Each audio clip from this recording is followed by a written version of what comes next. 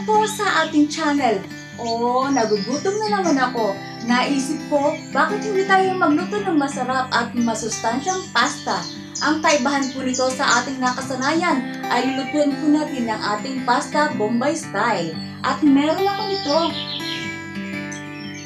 Kaya samahan niyo po ako. Halina at matuto kung paano magluto ng malinamnam na pasta Bombay style.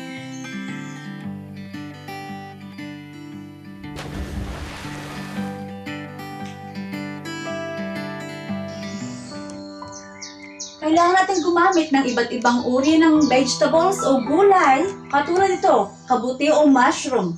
Nakadepende kasi sa kung ilan ang quantity ng ating vegetables na gagamitin sa ikahasarap ng ating pasta. Samahan niyo ako sa paggagayat ng ating mga gulay. Actually, kahit anong gulay na meron tayo sa ating bahay ay pwede natin pong gamitin.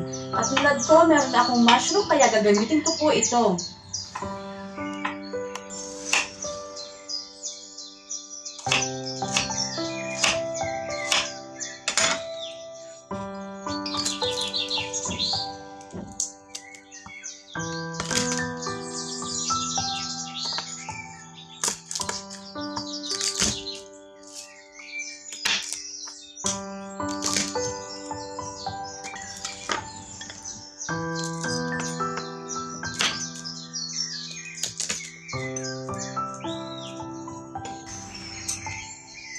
Madali lang po ang ating paghahanda.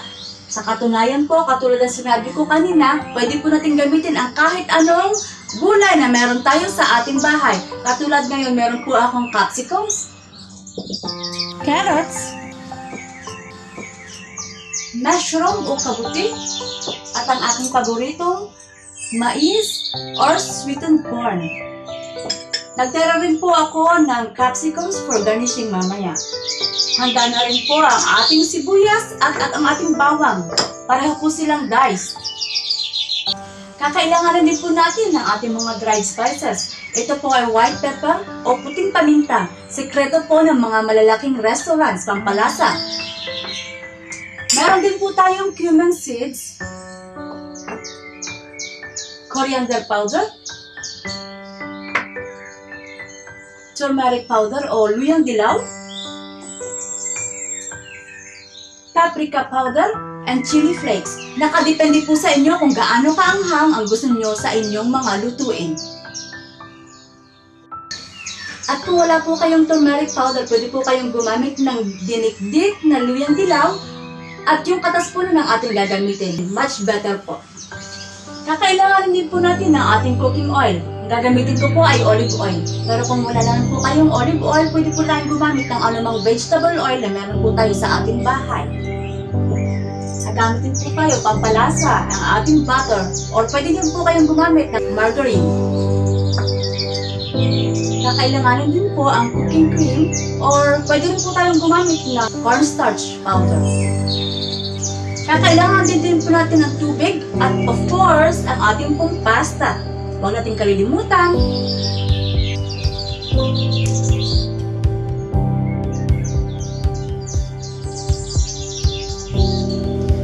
Mainit na ang ating mantika.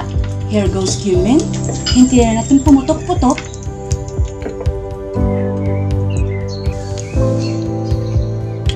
Isunod ang bawang. Sautay a little.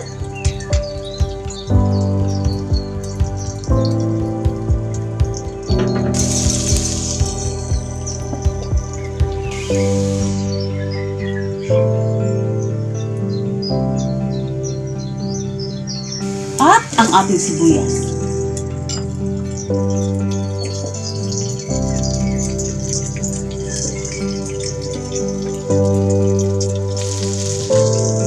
Hayaan natin mag-enjoy at magsayaw ang ating bawang at sibuyas pansamantala.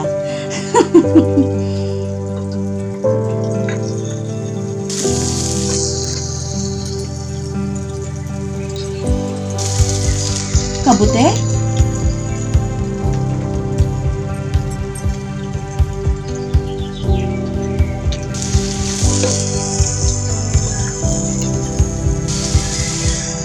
carrots,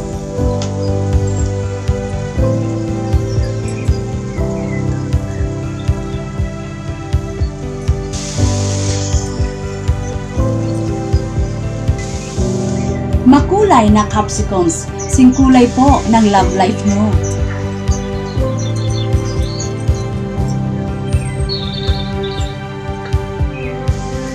Ngayon ang ating mga gulay ay gisado na. Magdagdag ng asin depende sa panlasa.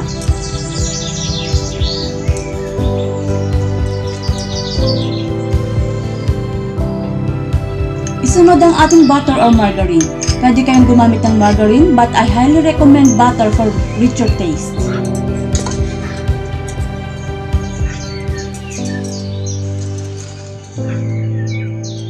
Oras na po para sa ating dry spices. Chili and paprika, coriander powder,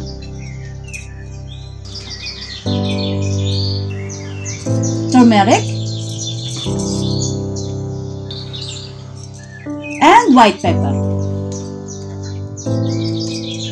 Haluin natin.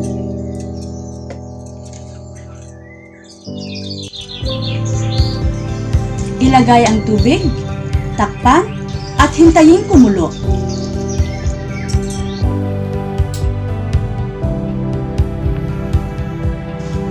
Ngayon ay ilalagay ko na ang pasta at lutuin ko ito ng 13 minutes para maging mas malambot at mas ma-absorb ang flavors.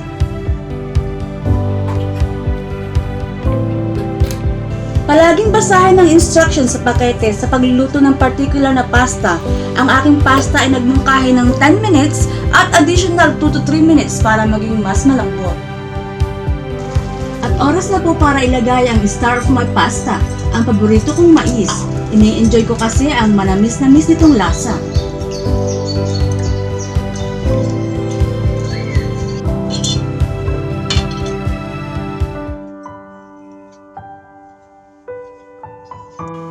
Sinong may sabi na kailangan natin pakuluan ng hiwalay ang pasta? Pwede natin lutuin ng ganito.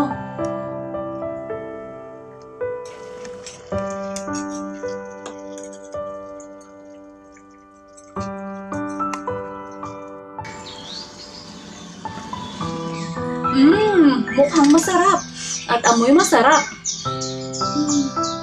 Sa puntong ito, pwede na natin ilagay ang ating cream.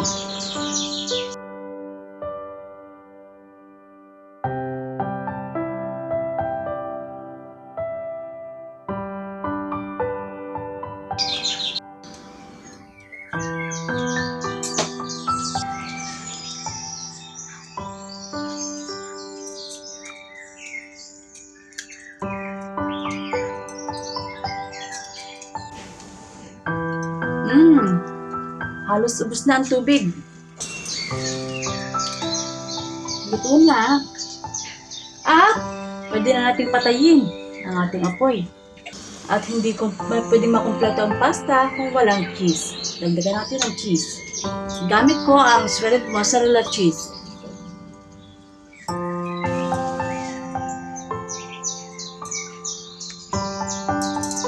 Pwede natin takpan at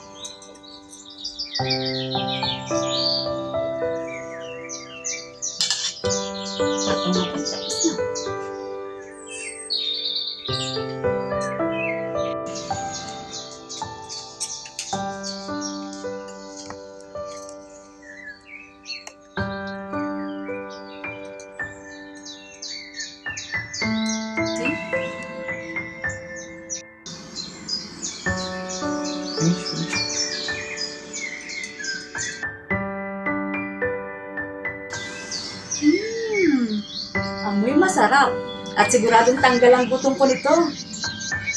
Tikman natin.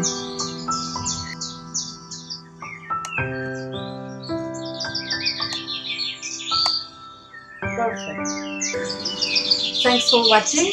Please like, share, and subscribe. And keep safe.